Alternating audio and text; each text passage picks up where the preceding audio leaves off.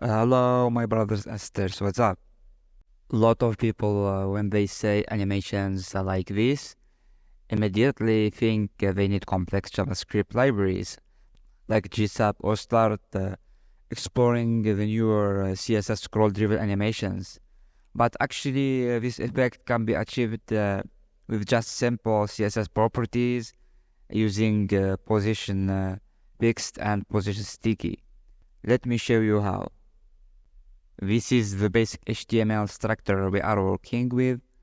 We have a main section with an h1 for our main heading and the series of images. After that, we have a few sections, including one called benefits, where we highlight the advantages of web animations. It's clean, straightforward layout with headings, images, and text. Additionally, we have two helper sections just to give structure to our page. Next up, let's check out the CSS where all the magic happens. We start with basic styling for fonts, colors, and alignment. And here is how our website looks right now. You can see it's clean but pretty static at this point.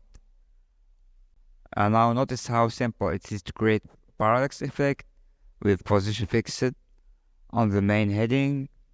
Inside our main section, it stays fixed to the screen while the rest of the page scrolls.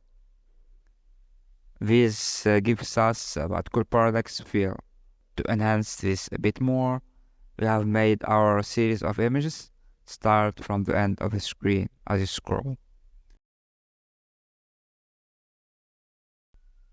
In the benefits section, the parallax heading uses position sticky.